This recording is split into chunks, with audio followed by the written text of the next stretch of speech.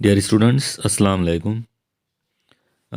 आज के इस लेक्चर में हम सेमीकंडक्टर डिवाइसेस इस चैप्टर का एक बहुत ही इम्पोर्टेंट पार्ट शुरू करने वाले हैं, जिसमें हम अलग अलग टॉपिक्स को कवर करेंगे, जैसे AC voltage, DC voltage, ripple factor, उसके अलावा रेक्टिफिकेशन, उसके अलावा रेक्टिफायर सर्किट। रेक्टिफायर सर्किट के दो अलग अलग टाइप्स, हाफ वेव रेक्टिफायर और फुल वेव रेक्टिफायर, ये हमारे आज के इस लेक्चर के मेन टॉपिक्स हैं। तो चलिए शुरू करते हैं आज का ये इम्पॉर्टेंट लेक्चर। इसमें पहला जो क्वेश्चन हमको देखना है वो ये है कि define and explain the following terms AC voltage, DC voltage and ripple factor. यानी ये तीन कंसेप्ट हमको अलग अलग देखना है। तो देखिए, सबसे पहले हम यहाँ लेंगे एसी वोल्टेज के बारे में, कि एसी वोल्टेज जो है वो क्या होता है।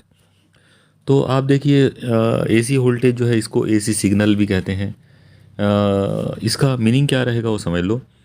The voltage in which polarity is changing periodically with time is known as AC voltage और एसी सिग्नल। इस बात का देखिए मतलब ये होता है कि ये एक ऐसा वोल्टेज है जिसके अंदर polarity polarity means positive pole और नेगेटिव पोल, या पॉजिटिव पार्ट और नेगेटिव पार्ट, या पॉजिटिव हाफ साइकिल और नेगेटिव हाफ साइकिल, ये जो है अल्टरनेटली पीरियाडिकली एक के बाद एक ये चेंज होते चले जाते हैं विथ रिस्पेक्ट टू टाइम। ऐसा जो वोल्टेज है उसको बोलते हैं एसी वोल्टेज। अब इसका अगर हम वेव फॉर्म बनाना चाहें तो इसका वेव फॉर्म कुछ ऐसा बनेगा जैसे आप देख रहे हो।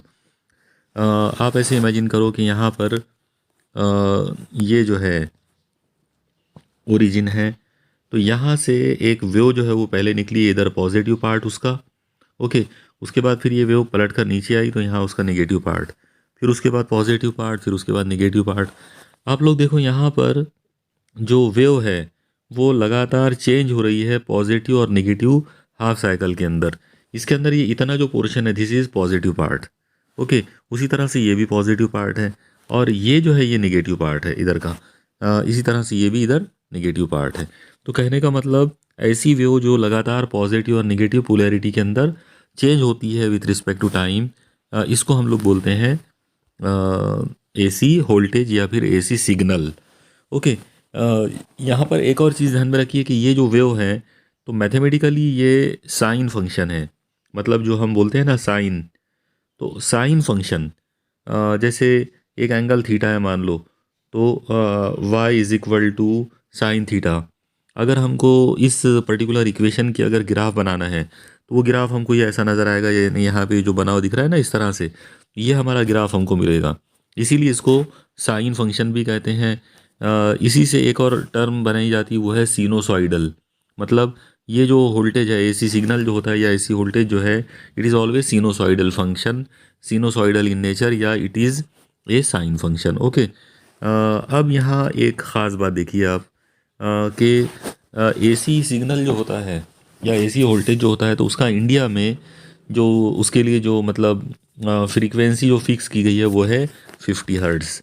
तो 50 हर्ट्ज़ जो है, इट इज़ द फ्रीक्वेंसी। यानी ये जो फ्रीक्वेंसी है ये आप ध्यान में रखिए। बहुत सारी कंट्रीज़ के अंदर बहुत सारी कंट्रीज़ ऐसी भी हैं जहाँ पर इसकी वैल्यू जो है वो 60 हर्ट्ज़ जो है वो ली जाती है।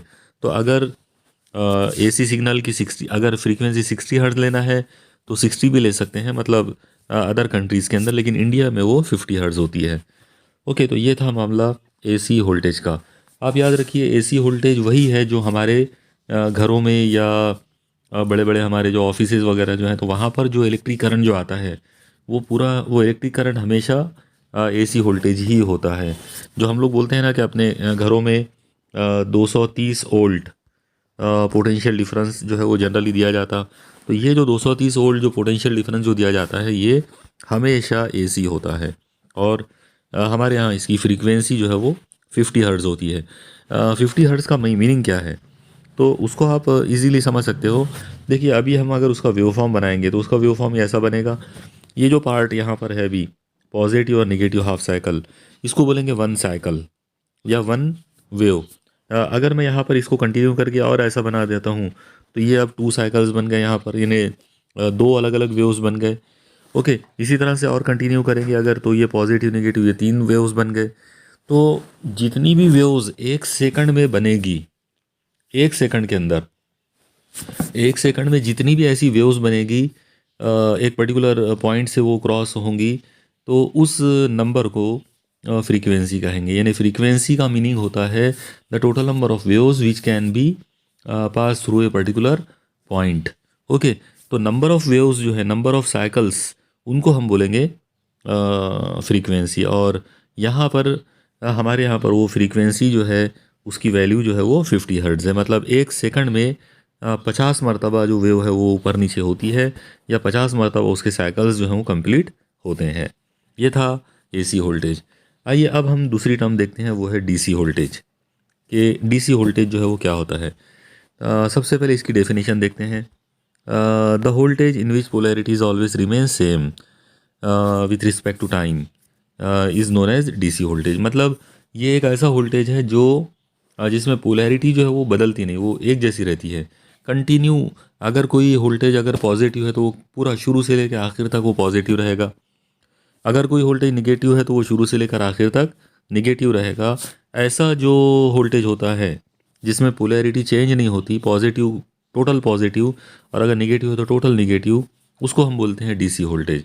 जैसे जो हमारे जो सेल होते हैं, मतलब जो बैटरी वगैरह जो हम यूज़ करते हैं जनरली टॉर्च वगैरह के अंदर, या क्लॉक वॉल जो होते हैं, वॉल क्लॉक जो होते हैं उनमें, या छोटे वाले जो सेल होते हैं रिमोट वगैरह के अंदर जो सेल इस्तेमाल करते हैं, तो उनमें जो वोल्टेज है वो हमेशा डीसी होता है।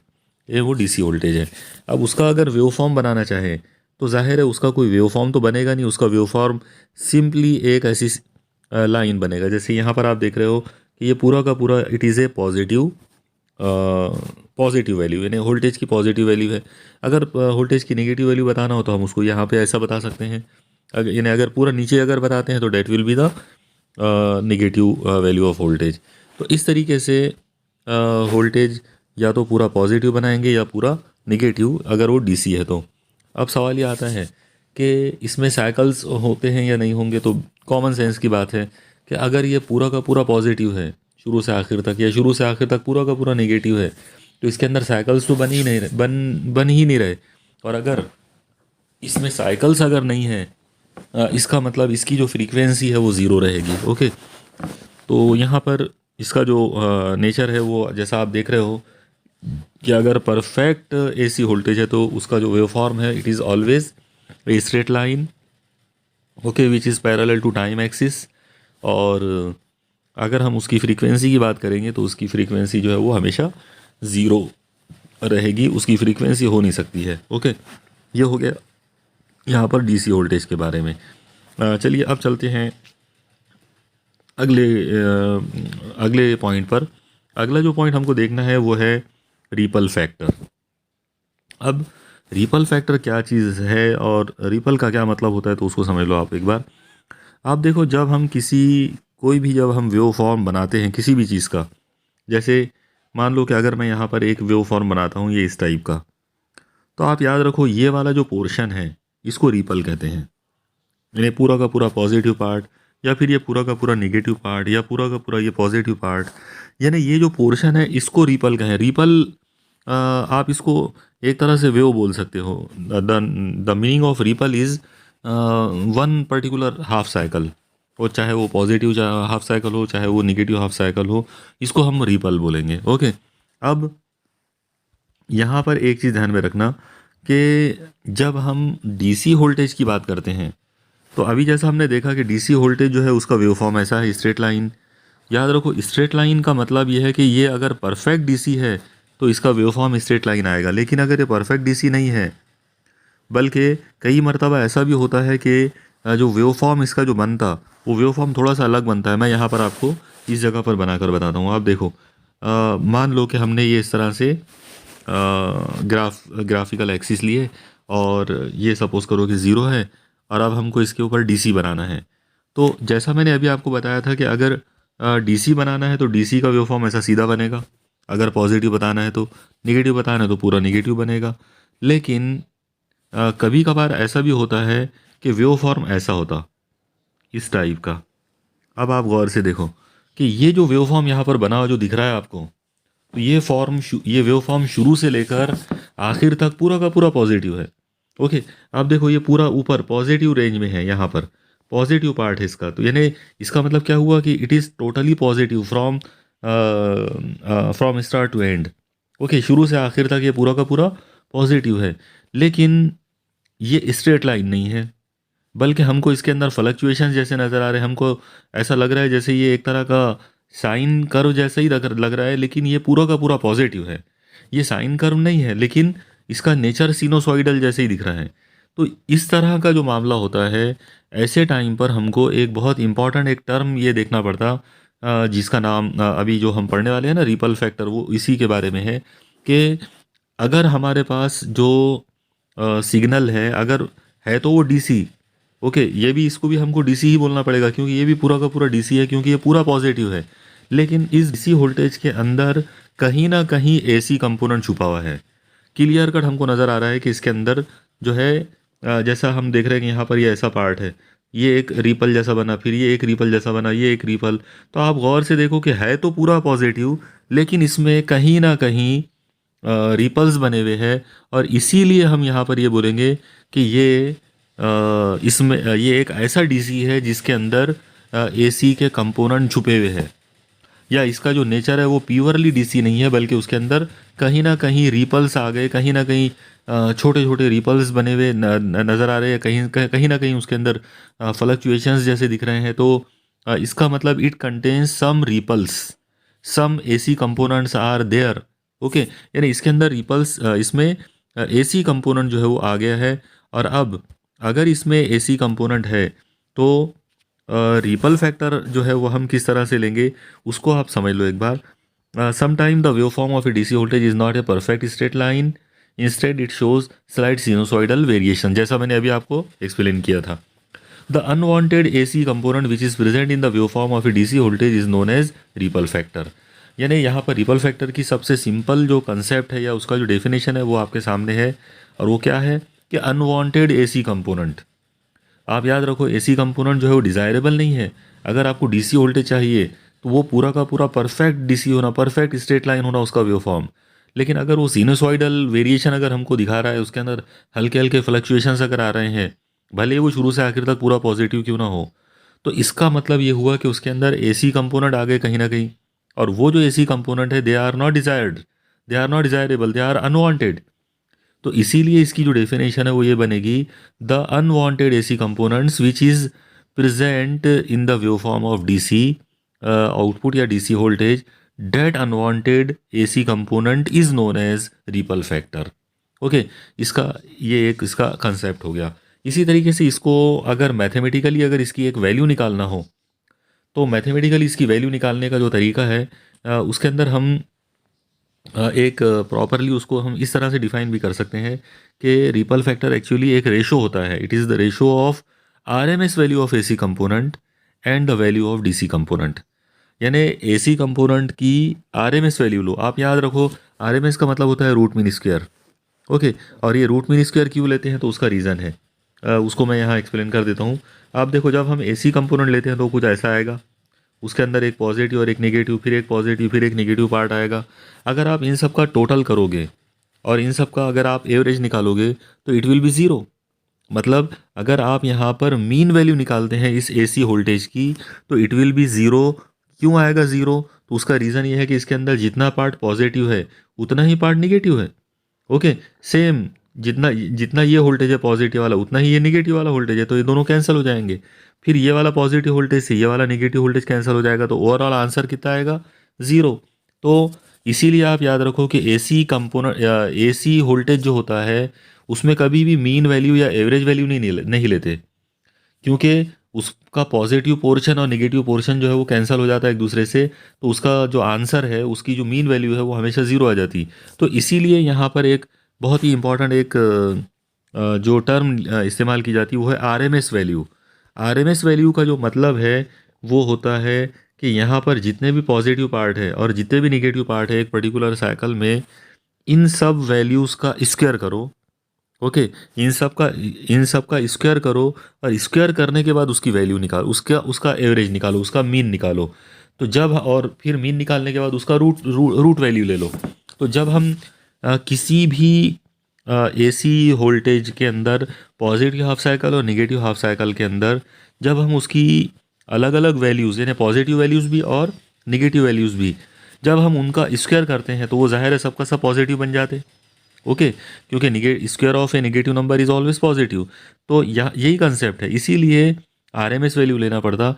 आरएमएस वैल्यू जो है वो हमेशा मीन वैल्यू का नियरली 71% होती है। मतलब जैसे अगर मान लो यहाँ पर जैसा आप देख रहे हो कि ये अगर मान लो इसको मैं एक काम करता हूँ, यहाँ पर आपको दोबारा से इसको थोड़े अलग तरीके से उसको एक्सप्लेन कर देता हूँ ताकि ये इसका कंसेप्ट जो है वो आपको एकदम क्लियर हो जाए। आप देखो एक वेव फॉर्म मैं यहाँ आपको बना के बताता हूँ। सपोज़ करो हमने एक एसी वोल्टेज ये इस तरह से लिया। ओके, अब इस एसी वोल्टेज में ये वाली जो वैल्यू है इसको हम डिनोट करेंगे E0 से। मतलब ये यहाँ पे पॉजिटिव वैल्यू है और ये नेगेटिव वैल्यू है, इस तरह से ये -E0 है। ओके, ये इसकी मैक्सिमम वैल्यू है या पीक वैल्यू है। अगर हम इसके सभी वैल्यूज़ का स्क्वायर लेते हैं और फिर उनका मीन लेते हैं और फिर उसका रूट लेते हैं, मतलब आरएमएस वैल्यू अगर लेंगे तो वो इसका 71% के करीब आएगी। मतलब उसकी वैल्यू ये इस तरह से आएगी, नहीं यहाँ कहीं तो भी आएगा इस जगह पर। फॉर्मूला होता है E0/√2 और ये √2 से जब डिवाइड करेंगे तो इसकी वैल्यू जो है वो आ जाती है नियर अबाउट 0.7071 या 71 टाइम्स E0।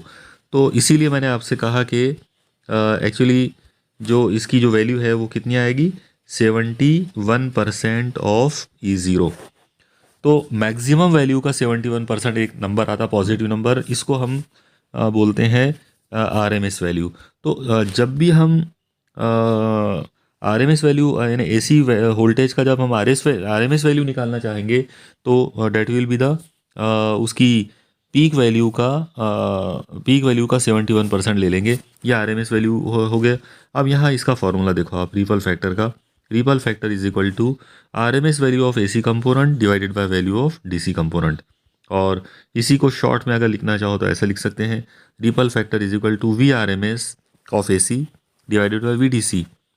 फिर इसी को और अगर मैथमेटिकली अगर इसकी वैल्यू सॉल्व करना हो तो ripple factor is equal to आ जाएगा square root of V R M S का square minus V D C का square divided by V D सी।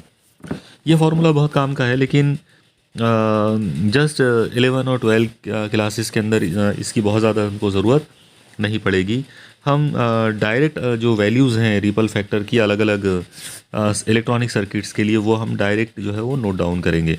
यहाँ पर एक चीज़ याद रखो आप कि रिपल फैक्टर जो है ये इलेक्ट्रॉनिक सर्किट्स के जो आउटपुट होते हैं तो उनसे रिलेटेड ये टर्म है। मतलब इन जनरल जब भी हम रिपल फैक्टर की बात करेंगे तो हम रिपल फैक्टर हमेशा आउटपुट में ही देखेंगे। जो इलेक्ट्रॉनिक सर्किट जो होते हैं तो उन इलेक्ट्रॉनिक सर्किट के आउटपुट जो हमको मिलेगा उसमें हमको रिपल फैक्टर जो है वो देखना पड़ता है। एक और चीज़ आप याद रखो कि रिपल फैक्टर जितना कम रहेगा उतनी ज़्यादा उस सर्किट की इफ़िशियंसी रहेगी, और जितना बड़ा रिपल फैक्टर रहेगा उतनी उसकी इफ़िशियंसी जो है वो डाउन रहेगी। मतलब कोई इलेक्ट्रॉनिक सर्किट बहुत अच्छा कब होगा, बहुत ज़्यादा इफ़िशियंट कब होगा, जब उसका रिपल फैक्टर कम होगा। और अगर मान लो किसी इलेक्ट्रॉनिक सर्किट का रिपल फैक्टर ज़्यादा है तो इसका मतलब उस सर्किट की इफ़िशियंसी जो है वो कमज़ोर है, वो उतना ज़्यादा इफ़िशियंट नहीं है। तो यहाँ पर हमारा रिपल फैक्टर का एक इंट्रोडक्शन जैसा हो गया है।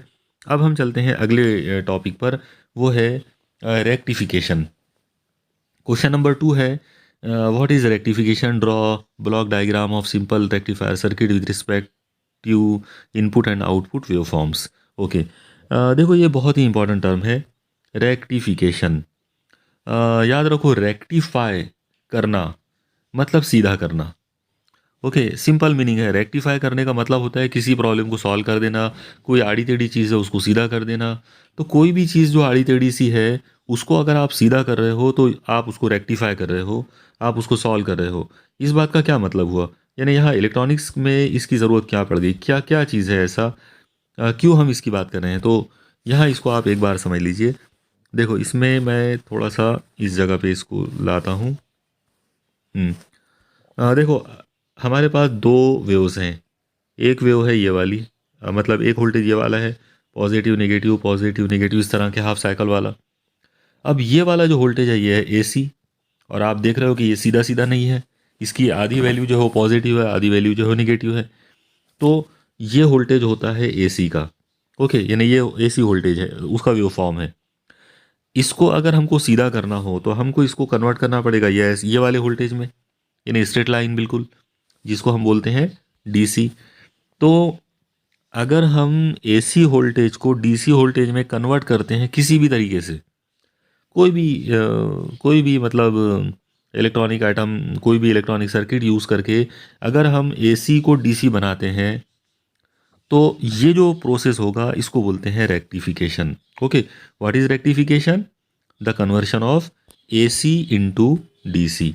तो ये एक डेफिनेशन आप याद रखिए, बहुत ही सिंपल सी डेफिनेशन है। The conversion of AC voltage into DC voltage is called rectification. Okay, अब सवाल ये आता है कि ये जो काम जो करेंगे हम, रेक्टिफिकेशन जो करेंगे, तो इसके लिए हमको कोई ना कोई इलेक्ट्रॉनिक सर्किट की ज़रूरत पड़ेगी।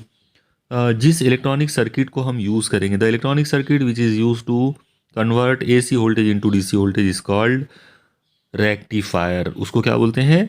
रेक्टिफायर कहेंगे। रेक्टिफायर का मतलब रहेगा the electronic circuit which is use to convert AC into DC. अब एक सिंपल सा रेक्टिफायर सर्किट का अपने को ब्लॉक डायग्राम बनाना है। तो आप याद रखिए कि अभी हम जो ब्लॉक डायग्राम यहाँ देखेंगे एक सिंपल रेक्टिफायर सर्किट का, तो ये ब्लॉक डायग्राम हमको एक आइडिया बताएगा कि रियल में एक सिंपल सा एक रेक्टिफायर सर्किट बेसिकली होता कैसा है। तो यहाँ पर आप देखो कि एक सिंपल सा जो रेक्टिफायर सर्किट है वो कुछ इसे नज़र आता है, इस टाइप का रहेगा। इसमें सबसे पहले आप देखो कि ये वाला जो पोर्शन है यहाँ का, यह है एसी मेंस। मतलब अपने घरों में जो वोल्टेज आता है 230 वोल्ट और 50 हर्ट्ज उसकी फ्रीक्वेंसी। तो 230 वोल्ट जो है ये एसी मेंस जो है, ये हम देंगे एक ट्रांसफार्मर को, यानी ट्रांसफार्मर के प्राइमरी कॉइल को। और अब आप जैसा यहाँ देख रहे हो कि इस प्राइमरी कॉइल यानी ये जो ट्रांसफार्मर जो है, इसके आप ये वाले टर्मिनल को देखो, ये वाले कॉइल को, ये प्राइमरी कॉइल है और ये वाला जो है ये सेकेंडरी कॉइल है।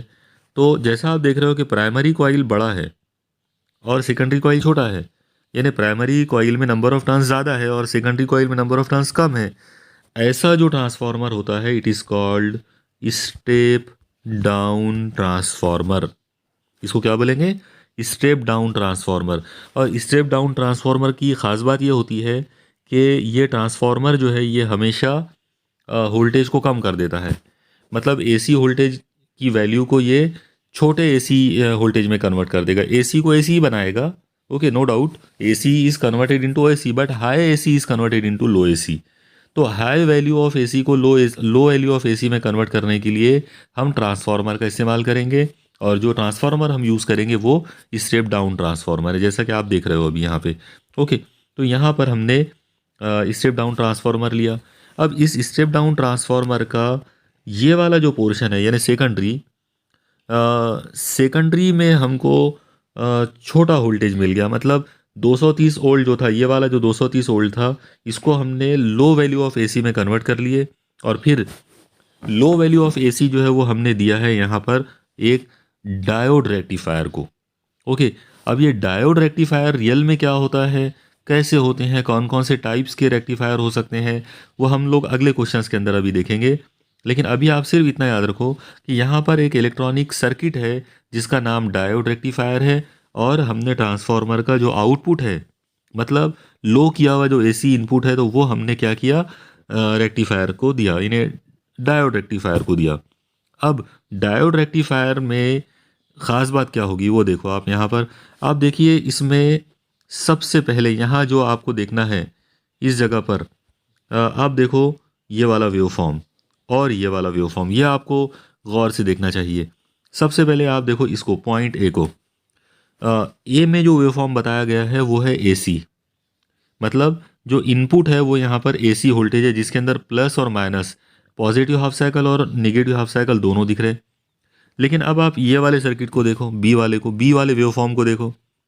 ये जो बी वाला जो वेव फॉर्म है, ये आप जैसा देख रहे हो इसके अंदर हमको पहले पॉजिटिव हाफ साइकिल दिखा, फिर दूसरा भी पॉजिटिव हाफ साइकिल है, फिर तीसरा भी पॉजिटिव हाफ साइकिल है। मतलब ये ऐसा बना हुआ है, पहला हाफ पॉजिटिव, फिर दूसरा पॉजिटिव, फिर तीसरा पॉजिटिव, फिर चौथा पॉजिटिव।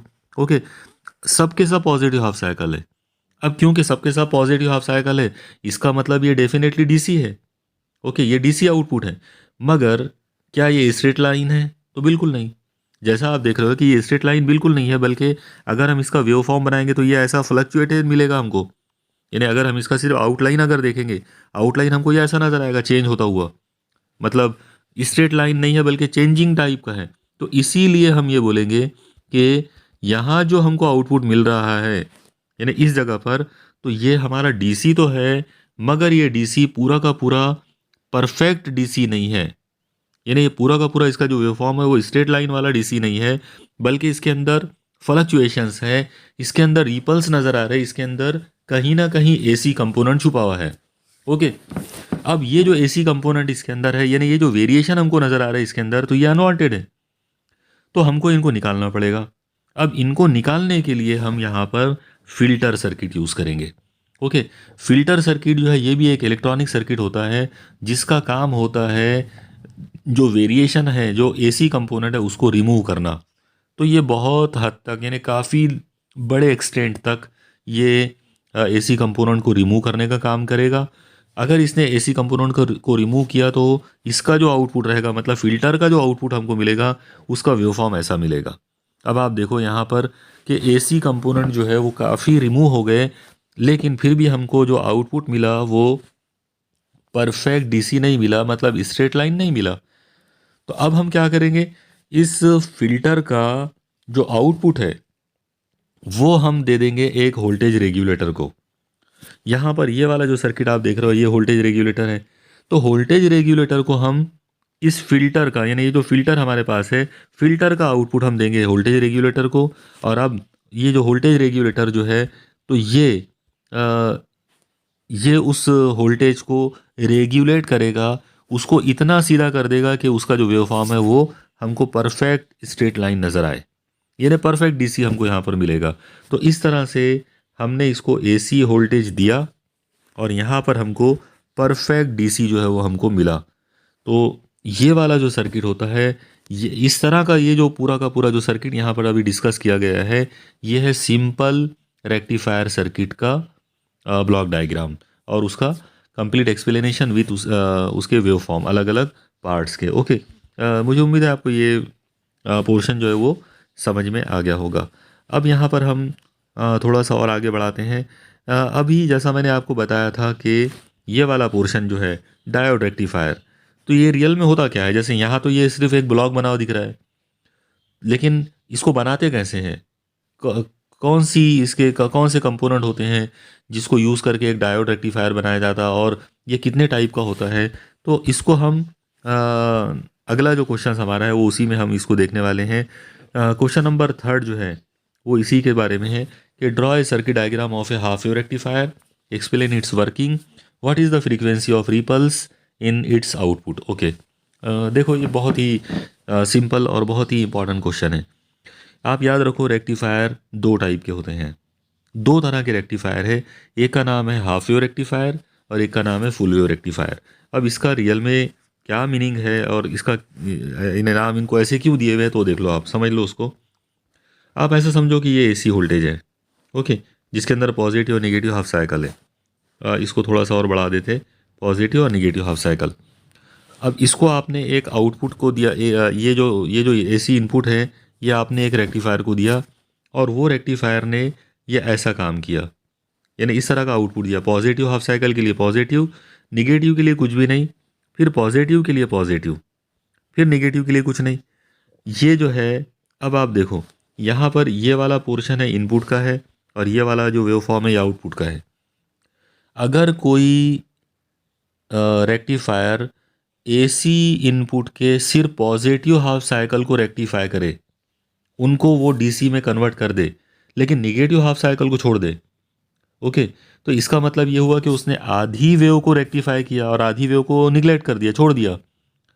तो क्योंकि उसने आधी वेव को रेक्टिफाई किया है, इसलिए उसको बोलते हैं half wave rectifier. Half wave rectifier का मतलब रहेगा the rectifier which can rectify only positive half cycle, okay, only positive half cycle of AC input. यानी ऐसा सर्किट, ऐसा इलेक्ट्रॉनिक सर्किट जो एसी इनपुट के सिर्फ पॉजिटिव हाफ साइकिल को डीसी आउटपुट में कन्वर्ट करे, उसका नाम होगा हाफ वेव रेक्टिफायर। आइए उसकी डेफिनेशन हम यहाँ देखते हैं कि what is half wave rectifier. The rectifier circuit in which the DC output is obtained only for the positive half cycles of AC input is known as half wave rectifier. मतलब ये एक ऐसा rectifier circuit है जो हमको DC output देता है, लेकिन डीसी आउटपुट कब देता है? Only for the positive half cycle of AC input, यानी जब उसका एसी इनपुट के सिर्फ पॉजिटिव हाफ साइकिल रहता उसी वक्त वो अपने को डीसी आउटपुट देगा, अदरवाइज नहीं देगा। ओके, अब यहाँ पर आप याद रखिए कि ये जो हाफ वेव रेक्टिफायर है ये हम बना सकते हैं by using PN junction diode, यानी डायोड को इस्तेमाल करके हम बना सकते हैं। इसका जो सर्किट डायग्राम है वो कुछ इस तरह से है। ये जो स्क्रीन के ऊपर आप देख रहे हो अभी, तो this is the circuit diagram for half wave rectifier. इस सर्किट का थोड़ा सा मैं एक्सप्लेनेशन यहाँ देता हूँ। आप देखो इस जगह पर ये वाला जो पोर्शन है ये है एसी इनपुट। ओके, इसको हम बोलेंगे एसी इनपुट। इसको मैं दोबारा से यहाँ लिख देता हूँ, एसी इनपुट। ओके, अब ये जो एसी इनपुट है ये हमने दिया है प्राइमरी कॉइल को ट्रांसफार्मर के।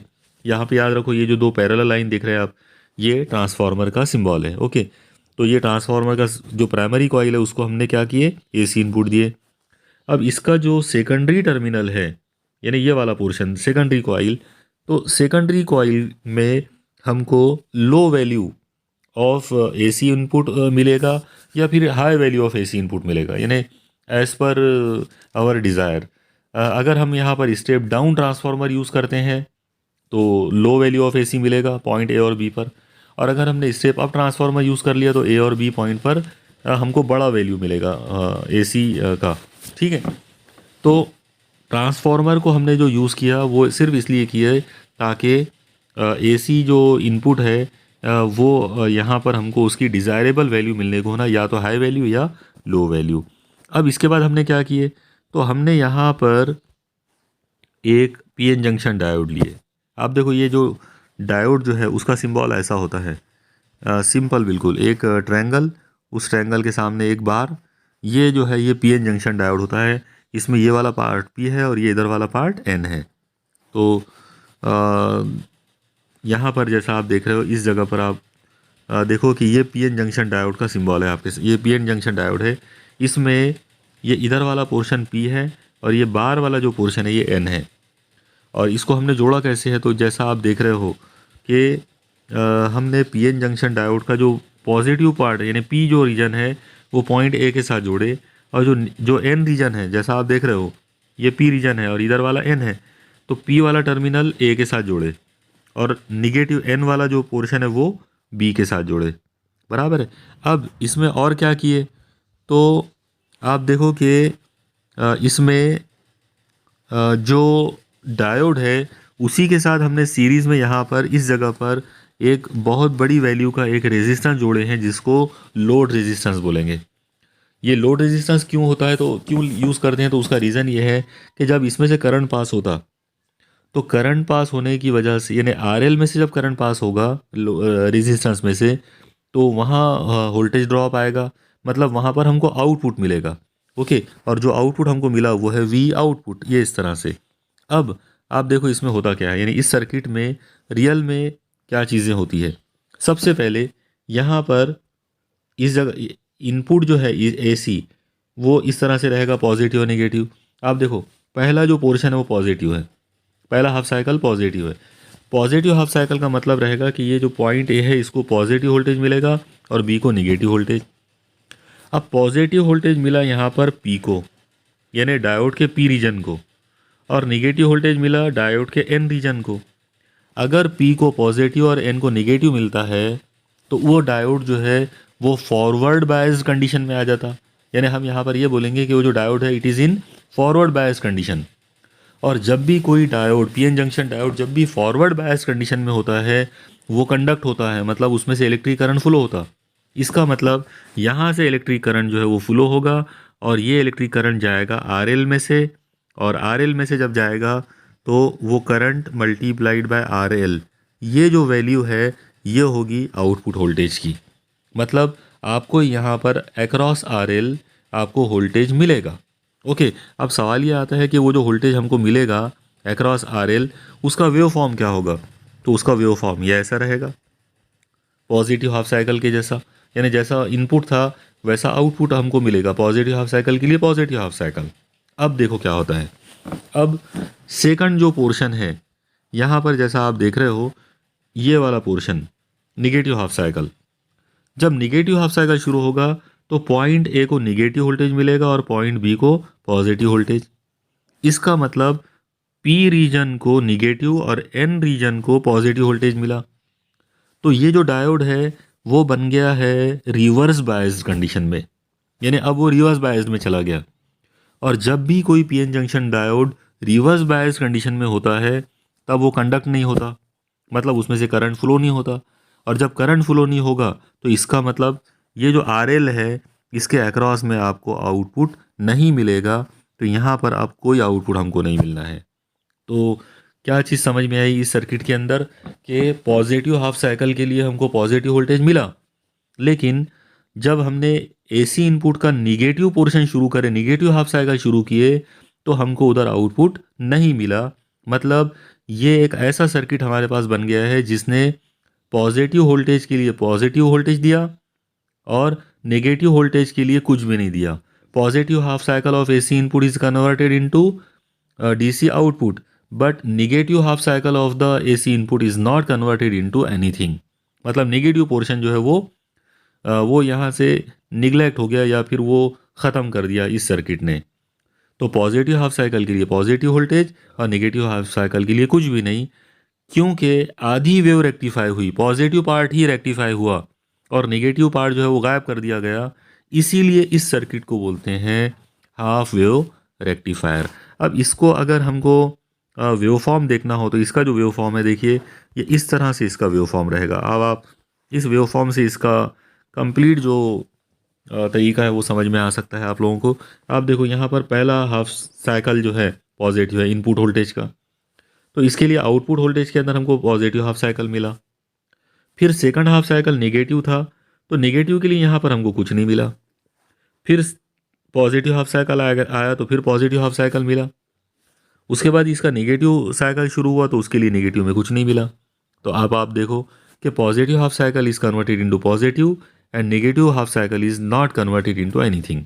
तो आधी वेव रेक्टिफाई हुई और आधी वेव रेक्टिफाई नहीं हुई। इसीलिए हम ये बोलेंगे कि ये जो सर्किट है ये हाफ वेव रेक्टिफायर है। ओके, अब इसी सर्किट से रिलेटेड हम कुछ इंपॉर्टेंट टर्म्स यहाँ पर देखने वाले हैं जो आपको आना चाहिए, या इनको आप डायरेक्टली याद रख सकते हैं, इनको आप नोट डाउन कर सकते हैं।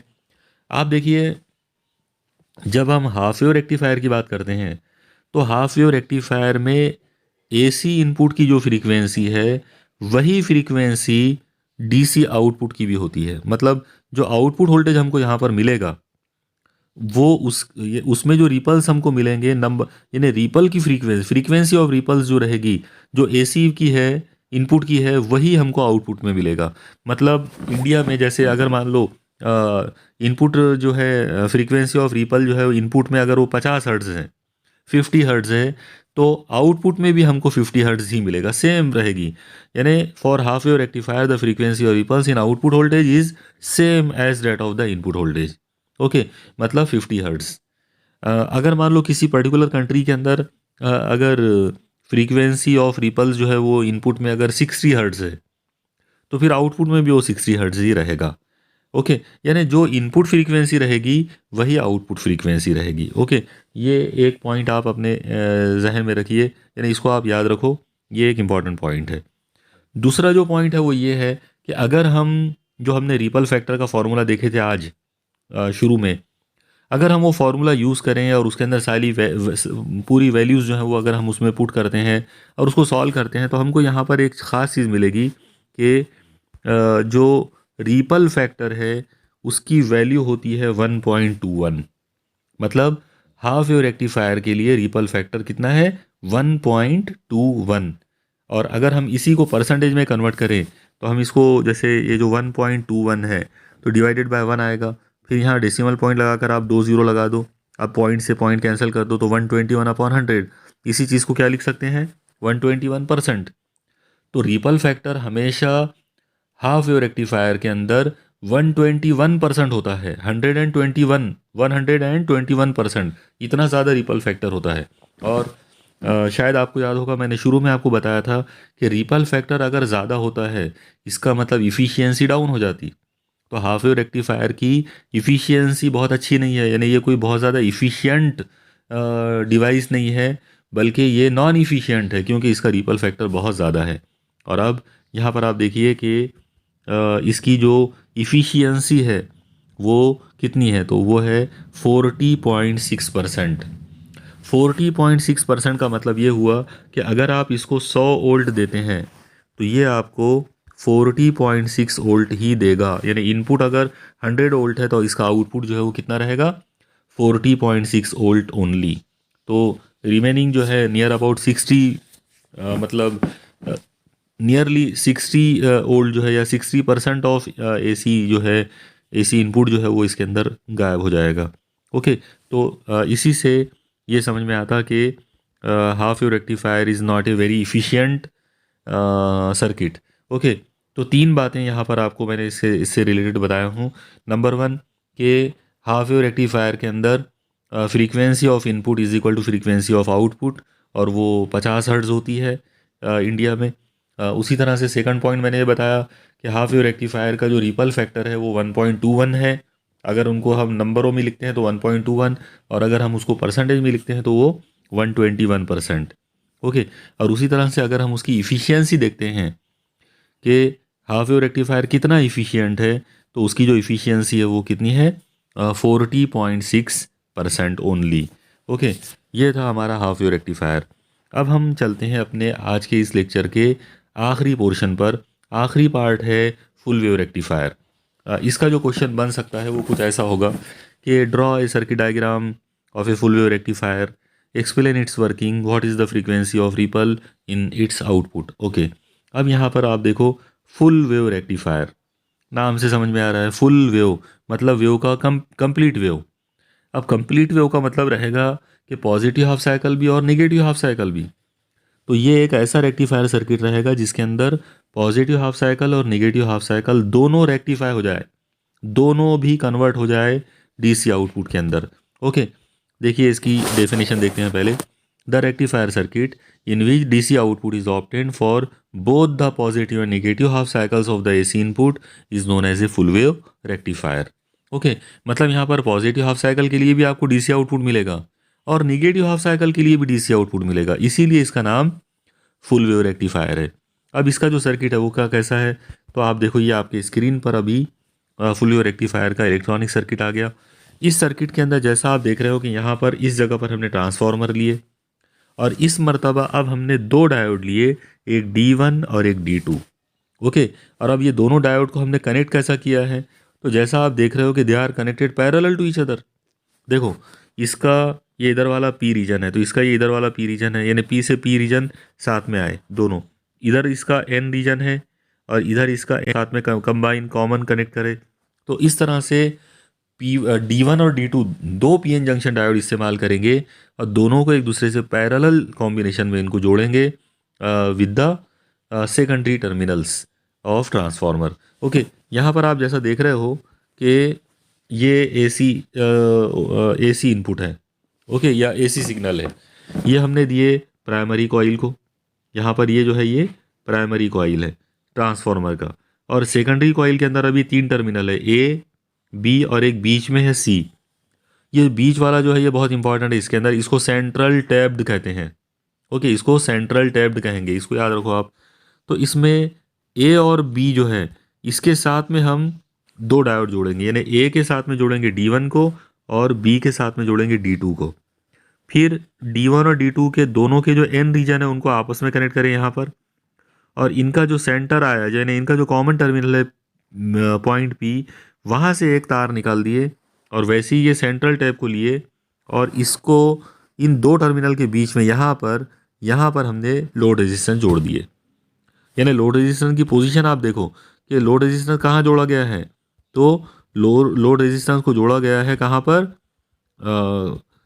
पी जो पॉइंट है, मतलब ये वाला जो पोर्शन है कॉमन, D1 और D2 का, देखो इसका ये एन रीजन है और इसका ये एन रीजन है, तो ये एन रीजन का जो कॉमन टर्मिनल है इसमें और ये सेंट्रल टैप दोनों के बीच में हमने इस RL को जोड़े हैं और RL के अक्रॉस में हमको आउटपुट मिलेगा। ओके, अब इसका वर्किंग देखिए कैसा है, यानी ये कंस्ट्रक्शन तो इसका इस तरह से हो गया। कंस्ट्रक्शन के अंदर आप कुछ बातें जो है वो बोल सकते हैं, जैसे कि AC इनपुट का जो AC इनपुट जो है it is connected to primary terminal of transformer. Transformer is central tapped transformer, मतलब यहाँ जो ट्रांसफार्मर है वो बहुत ही स्पेशल ट्रांसफार्मर है जिसके अंदर सेंट्रल टैप भी मौजूद है। इसके सेकेंडरी टर्मिनल जो है A और B, उनके बीच में दो डायोड ले लिए D1 और D2, और सेंट्रल टैप के साथ में जो है कॉमन टर्मिनल के साथ में लोड रेजिस्टेंस RL जो है वो कनेक्ट किया हुआ है और across this load resistance output is obtained. Okay, अब इसका जो वेव फॉर्म है वो देखिए कैसा रहेगा। यहाँ पर ये इस तरह से पॉजिटिव और निगेटिव हाफ साइकिल आएंगे इनपुट के। आप याद रखो, जब AC इनपुट का पॉजिटिव पोर्शन शुरू होता तो पॉइंट A पॉजिटिव बनता और पॉइंट B निगेटिव हो जाता। अब पॉइंट A का पॉजिटिव होना, इसका मतलब डायोड D1 जो है इसका जो P है उसको P को पॉजिटिव वोल्टेज मिला और D2 का जो P है उसको निगेटिव मिला। इसका मतलब ये हुआ कि ये फॉरवर्ड बायस्ड हुआ है और ये रिवर्स बायस्ड हुआ है। ओके, यानी D1 is in forward bias condition इस पर्टिकुलर केस में, और D2 जो है वो रिवर्स बायस कंडीशन में आ गया। अब आपको मालूम है कि जो फॉरवर्ड बायस रहता तो वो तो करंट को कंडक्ट करता और जो रिवर्स बायस रहता वो ब्लॉक हो जाता, वो करंट को नहीं जाने देता।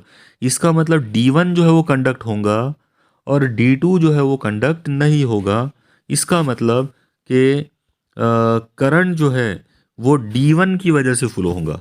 अब D1 की वजह से RL में से करंट पास हुआ, तो अब इसका जो आउटपुट बनेगा वो कुछ ऐसा बनेगा। यह आउटपुट आ गया पॉजिटिव के लिए पॉजिटिव। ओके, पहला पोर्शन पॉजिटिव था इनपुट का, आउटपुट के अंदर पहला पोर्शन आपको पॉजिटिव मिल गया। अब यहाँ पर दूसरा काम करेंगे। अब आप देखो कि अब हम इसमें एक नया काम ये करते हैं कि मान लो सेकंड हाफ साइकिल हमने लिए। ओके, तो अब आप देखिए कि मान लो यहाँ पर सेकंड हाफ साइकिल जो है वो निगेटिव वाला जो पोर्शन है ये वाला हम लेते हैं। इस पर्टिकुलर केस में क्या होगा कि ये जो पॉइंट A है इसको निगेटिव वोल्टेज मिलेगा और B को पॉजिटिव वोल्टेज मिलेगा। अब पॉइंट A का जो निगेटिव वोल्टेज है वो मिला P रीजन ऑफ D1 को, यानी D1 डायोड जो है उसके P रीजन को मिला, और D2 का जो P रीजन है उसको पॉजिटिव वोल्टेज मिला। इसका मतलब ये हुआ कि D2 जो है अब ये फॉरवर्ड बायस्ड हो गया और D1 जो है ये हो गया रिवर्स बायस्ड। और जैसा आपको पता है कि जो रिवर्स बायस्ड होता है वो कंडक्ट नहीं होता, वो रुक जाता, वो ब्लॉक हो जाता। इसका मतलब ये है कि इस मर्तबा करंट जो है वो D1 की वजह से जो है वो करंट जो है ब्लॉक हो जाएगा और D2 जो है वो करंट को कंडक्ट करेगा। ओके, अब D2 की वजह से जब करंट निकलेगा तो ये करंट जो जब RL में से पास होगा तो इसका जो वेव फॉर्म बनेगा वो कुछ तो भी ये ऐसा बनेगा। यानी इधर ये साइड जो था देखिए, यहाँ पर पहला पार्ट पॉजिटिव था, दूसरा पार्ट निगेटिव था। पॉजिटिव पोर्शन के लिए ऑलरेडी पहले पॉजिटिव मिला था हमको, अब निगेटिव हाफ साइकिल के लिए भी हमको क्या मिलेगा, पॉजिटिव पोर्शन ही मिलेगा। ओके, तो इस तरह से ये जो पर्टिकुलर सर्किट जो है ये एक ऐसा सर्किट है जिसके अंदर हमको पॉजिटिव हाफ साइकिल के लिए पॉजिटिव वोल्टेज DC आउटपुट और negative half cycle of AC input के लिए भी हमको positive half cycle of DC output जो है वो मिला। मतलब दोनों हाफ साइकिल जो है वो कन्वर्ट हुए, दोनों जो है वो यहाँ पर चेंज हुए, या जो दोनों हाफ साइकिल जो है वो रेक्टिफाई हुए, इसीलिए ये फुल वेव रेक्टिफायर है। ओके, अब इसका जो वेव फॉर्म है वो आप देख सकते हैं, वो कुछ इस तरह से होगा। आप देखिए यहाँ पर आपके सामने इसका कंप्लीट जो है वो समझ में आ जाएगा।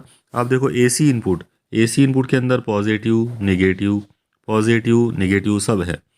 अब ये पॉजिटिव नेगेटिव जो हाफ साइकिल यहाँ पर है इसमें अब दो हमारे पास डायोड है, जब डायोड D1 जब कंडक्ट होगा तो पॉजिटिव के लिए वो पॉजिटिव वोल्टेज बताएगा, फिर निगेटिव के लिए वो कुछ नहीं देगा। फिर दोबारा से जब अगला पॉजिटिव हाफ साइकिल आएगा तो फिर वो कंडक्ट होगा, फिर वोल्टेज देगा, फिर निगेटिव के लिए वो कुछ नहीं देगा। अब सेकंड वाले डायोड को देखो, सेकंड वाले डायोड के अंदर डायोड क्या करेगा, जब इनपुट का निगेटिव पोर्शन शुरू होता है तो उस वक्त वो पॉजिटिव वोल्टेज देगा, फिर पॉजिटिव हाफ साइकिल के लिए वो कुछ नहीं देगा, फिर अगला जो निगेटिव हाफ साइकिल जब शुरू होगा तो फिर वो पॉजिटिव वोल्टेज देगा। तो इस तरह से एक मरतबा D1 की वजह से हमको पॉजिटिव हाफ साइकिल मिला, और अगली बार हमको D2 की वजह से पॉजिटिव हाफ साइकिल मिला। और जब हम इन दोनों को कंबाइन करके देखेंगे तो अब आप देखो कंबाइन करके क्या मिला, पॉजिटिव पोर्शन के लिए पॉजिटिव, फिर निगेटिव पोर्शन के लिए भी पॉजिटिव, फिर पॉजिटिव पोर्शन के लिए पॉजिटिव, फिर नेगेटिव पोर्शन के लिए भी पॉजिटिव। इसका मतलब ये हुआ कि हर बार हमको आउटपुट जो है वो पॉजिटिव मिला है।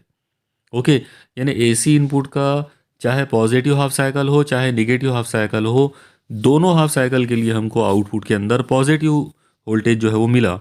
इसीलिए हम बोलेंगे कि ये जो है ये फुल वेव रेक्टिफायर है। अब यहाँ पर हम फुल वेव रेक्टिफायर जो है इससे रिलेटेड कुछ इंपॉर्टेंट टर्म्स जो है वो देखते हैं, जो आपकी नॉलेज में आना ज़रूरी है। आप देखो यहाँ पर एक पॉइंट याद रखो कि अगर हम फुल वेव रेक्टिफायर में फ्रीक्वेंसी ऑफ रिपल को अगर देख रहे हैं तो आउटपुट में जो फ्रीक्वेंसी ऑफ रिपल जो रहेगी, it is always double of frequency of ripple in input. मतलब इनपुट में जो फ्रीक्वेंसी है उससे डबल फ्रीक्वेंसी का आउटपुट आपको मिलेगा। अब इनपुट की जो फ्रीक्वेंसी है वो आमतौर पे इंडिया में 50 हर्ट्ज़ होती है। इसका मतलब फुल वेव रेक्टिफायर का जो आउटपुट है उसमें रिपल की फ्रीक्वेंसी जो है वो 100 हर्ट्ज़ हो जाएगी। ओके, अगर 50 हर्ट्ज़ इनपुट की रिपल फ्रीक्वेंसी है तो आउटपुट की रिपल फ्रीक्वेंसी 100 हर्ट्ज़ हो जाएगी। ओके, अगर इनपुट की रिपल फ्रीक्वेंसी 60 हर्ट्ज़ है तो फिर आउटपुट की जो रिपल फ्रीक्वेंसी है वो 120 हर्ट्ज़ हो जाएगी। ये इसका मतलब है। अब सेकंड पॉइंट पर आते हैं। आप याद रखो कि फुल वेव रेक्टिफायर का जो रिपल फैक्टर है वो 0.482 है। हमने देखे थे हाफ वेव रेक्टिफायर का 1.21 था। अब फुल वेव रेक्टिफायर का कितना है, तो फुल वेव रेक्टिफायर का 0.482 है। ओके, मतलब काफ़ी कम है, बहुत ही कम। परसेंटेज में बोलेंगे तो 48.2%। ओके, और ये मैंने आपको पहले भी बताया था, शायद आपको याद होगा कि अगर रिपल फैक्टर कम है तो इसका मतलब ये है कि ये सर्किट ज़्यादा इफ़िशियंट है, ये अच्छा सर्किट है, इसकी इफ़िशियंसी ज़्यादा है। तो इसकी इफ़िशियंसी कितनी होती है, तो यहाँ पर देखो इसकी जो इफ़िशियंसी है वो है 81.2%। मतलब जो हाफ वेव रेक्टिफायर जो था उसकी इफ़िशियंसी थी 40.6 और ये उससे डबल है 81.2%। तो इस तरह से फुल वेव रेक्टिफायर जो है वो बहुत ही ज़्यादा इफ़िशियंट होता है। ओके, यहाँ पर अब अपना आज का ये लेक्चर जो है ये पूरी तरह से एंड हो गया। मुझे यकीन है कि आपको ये पूरे पॉइंट जो है वो आपको समझ में आए होंगे। यहाँ पर अब हम रुक जाते हैं। अगले टॉपिक जो है इस चैप्टर के वो इंशाल्लाह अगले लेक्चर में हम लोग कवर करेंगे। अल्लाह हाफिज़।